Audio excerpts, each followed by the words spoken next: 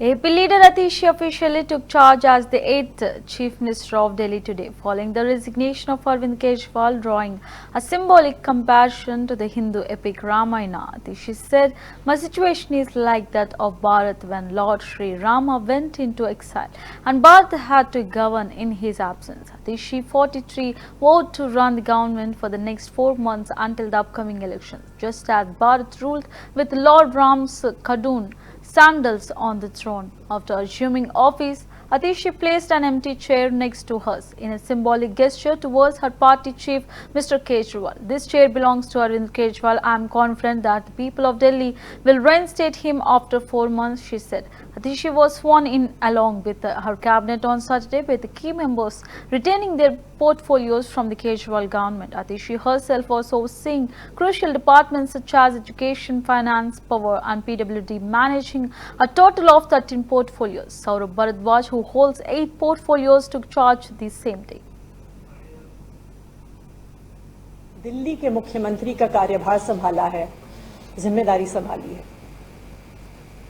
आज मेरे मन की वही व्यथा है जो भरत जी की थी जब भगवान श्री राम 14 वर्ष के लिए अयोध्या से वनवास पे गए और भरत जी को अयोध्या का शासन संभालना पड़ा। जिस तरह भरत जी ने 14 साल तक भगवान श्री राम की खड़ाऊ रखकर अयोध्या का शासन संभाला, उसी तरह से आने वाले 4 महीने के लिए मैं दिल्ली सरकार चलाऊंगी। भगवान श्री राम ने अपने पिताजी द्वारा दिए गए एक वचन को निभाने के लिए 14 साल का वनवास स्वीकार किया। इसीलिए हम भगवान श्री राम को मर्यादा पुरुषोत्तम कहते हैं। उनकी जिंदगी हम सबके लिए मर्यादा और नैतिकता की एक मिसाल है। बिल्कुल उसी तरह अरविंद केजरीवाल जी ने इस देश की राजनीति में मर्यादा और नैतिकता की एक मिसाल कायम की है। पिछले 2 साल से भारतीय जनता पार्टी ने अरविंद केजरीवाल जी पर कीचड़ उछालने में कोई भी कसर नहीं छोड़ी। उन पर झूठे मुकदमे लगाए, उनको गिरफ्तार किया, उनको 6 महीने तक जेल में रखा। जब अरविंद केजरीवाल जी को सुप्रीम कोर्ट ने जमानत दी तो उन्होंने कहा कि अरविंद केजरीवाल जी की गिरफ्तारी एक दुर्भावना के तहत हुई है।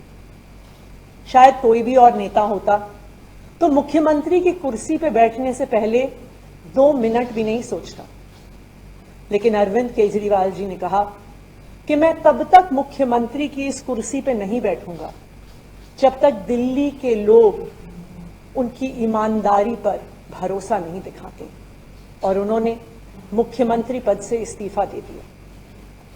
लेकिन दिल्ली के मुख्यमंत्री की कुर्सी, ये कुर्सी अरविंद केजरीवाल जी की है। मुझे पूरा भरोसा है कि फरवरी में 4 महीने में जो आने वाले चुनाव हैं, दिल्ली के लोग अपने प्यार के साथ, अपने आशीर्वाद के साथ, अपने भरोसे के साथ फिर से अरविंद केजरीवाल जी को मुख्यमंत्री की कुर्सी पर बैठाएंगे।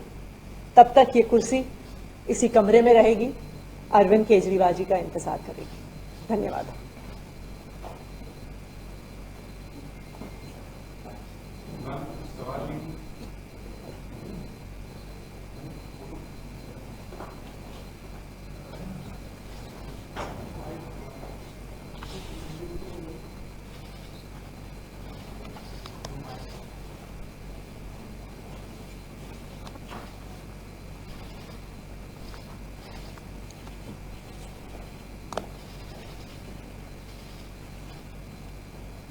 Thank you.